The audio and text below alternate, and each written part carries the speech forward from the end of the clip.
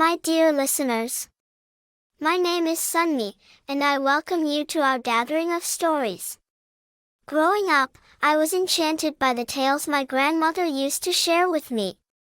She was the renowned columnist behind Dear Joro, a beloved column where people would share their deepest secrets and stories, hiding their identities behind anonymous letters. One day, my grandmother shared one of these stories with me, one that has stayed with me to this day. And now, I'm honored to share it with you. Should I send my story to Dear Joro or Dear Joro? Whichever of you get this, please hide my identity because I want to be anonymous in this my story. Kindly help me post it so readers can advise me. Nigerian, Dear Joro, from my inbox or Hide My Identity stories have gained significant popularity on social media platforms, blogs, and online forums and have become a staple of Nigerian online culture, particularly among young Nigerians.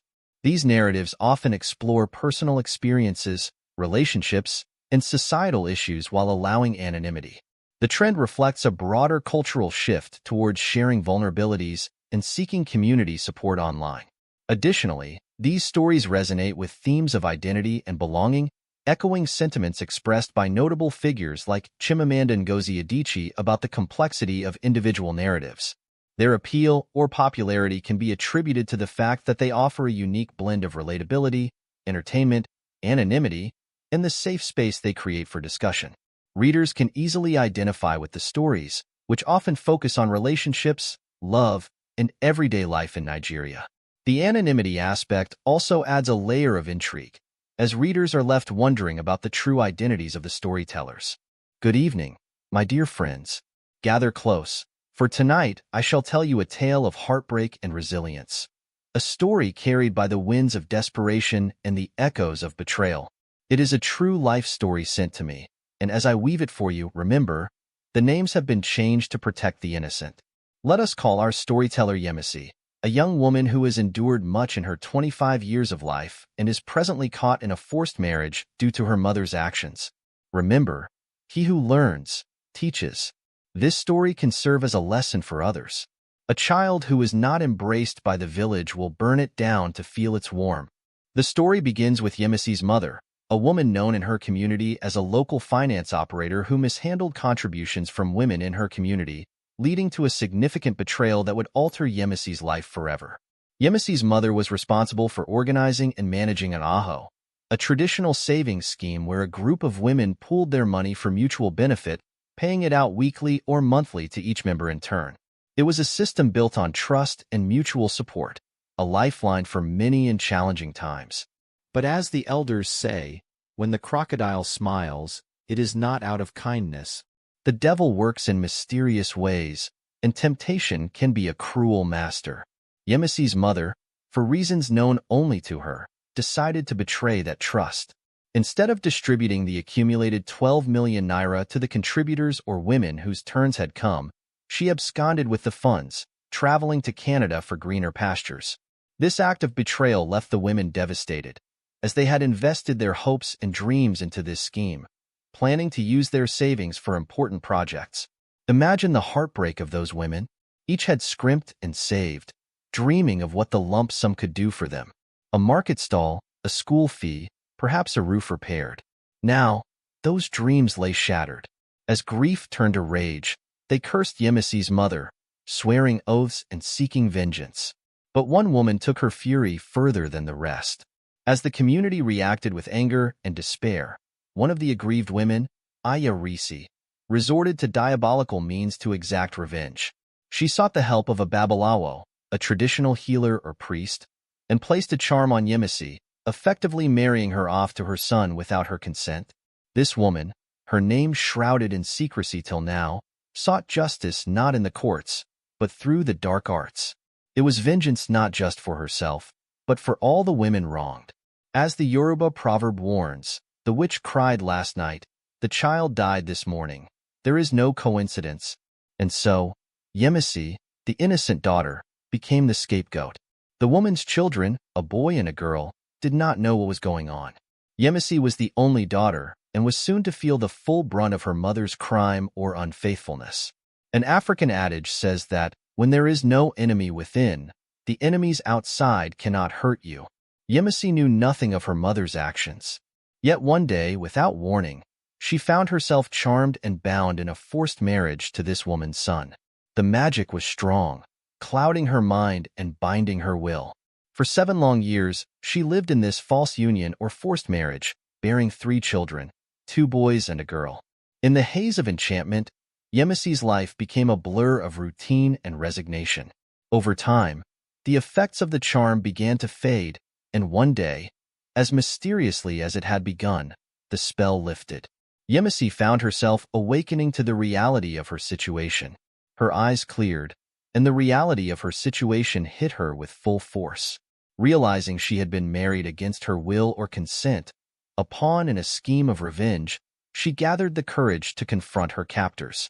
Yemisi confronted the woman who had orchestrated this ordeal. "I cannot stay in this marriage," she declared, her voice trembling but firm. "This is not my life, not my choice." The woman who orchestrated this arrangement felt justified, claiming she had received value for her money through Yemisi's children.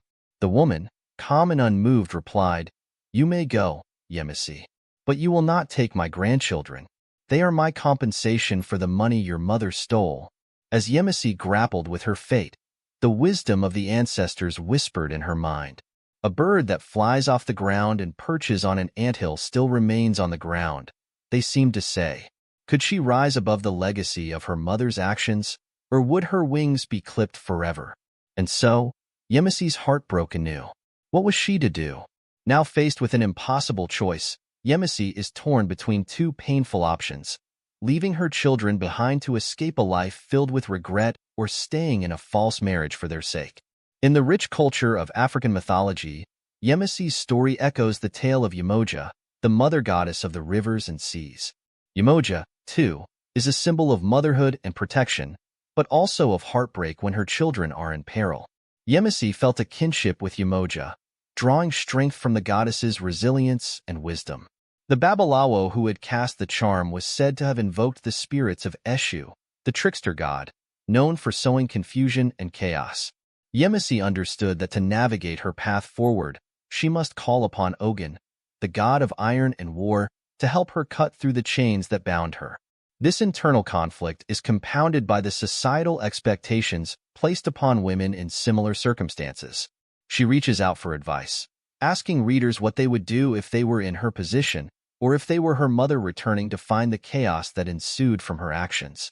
Her experience teaches valuable lessons. Like that, you learn how to cut a tree by cutting it. Friends, Yemisi's plight is one that tugs at the soul. Imagine her anguish, her dilemma. She has come to us seeking advice, and we must give it, not lightly, but with the weight of understanding and empathy. If you were in Yemisi's shoes, what would you do? Would you leave and fight for your freedom, knowing it might mean sacrificing your bond with your children? Or would you stay, enduring a life of pain to remain close to them? And what of Yemisi's mother, the woman whose actions set this tragic tale in motion? As the saying goes, a snake's child is also a snake. But Yemisi was determined to prove that she could break free from her mother's shadow. If her mother were to return, what would she say? What would she do, knowing the cost of her betrayal had been paid not by her, but by her innocent daughter? My dear listeners, life often presents us with choices where every path seems lined with thorns. Yemisi's story reminds us of the power of courage, the pain of sacrifice, and the resilience of the human spirit. Dear Joro has never pretended to have all the answers. Like Anansi the spider trickster, Yemisi has to be cunning and wise to outsmart her circumstances and reclaim her agency. Our sister, like Mami Wata, embodies beauty, love, and fertility but also serves as a reminder of the dangers that come with desire. This parallel Yemisi's experience of motherhood intertwined with her struggle for freedom. Now, I ask you, what advice would you give Yemisi? She has been patient, not hasty in deciding her next move because the one who swallows a word is the one who is wise. How can she reclaim her life while holding on to her children and her dignity? No insults, please.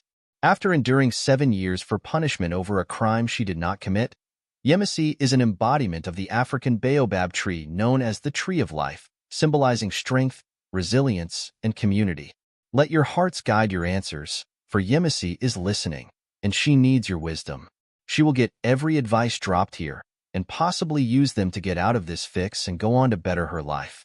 Our advice to her is a rainbow in her sky, hope and promise, and her longing for a brighter future for herself and her children amidst her current turmoil. Or should we just send her story to the one and only Voltron, the defender of the defenseless, the VeryDarkMan, or better known as VDM? And so, my friends, the tale ends here, but its echoes linger. Yemisi's story is a call for justice, for healing, and for hope. May we all find the strength to face our own trials with the same courage she has shown. This story unfolds as a poignant narrative reflecting deep societal issues and personal struggles. Thank you for listening. This video aims to engage viewers through storytelling while fostering discussions around important societal issues. Don't forget to like, share, and subscribe for more compelling narratives. Oh my gosh, grown-ups! Hi, it's your 8-year-old guidance counselor aka Dear Joro, somebody's child by day and inbox warrior by night, and I'm here to tell you that grown-ups can be so extra frustrating. I mean, seriously, can't they just behave themselves for 1 minute? But no, they always have to go and turn the whole world upside down.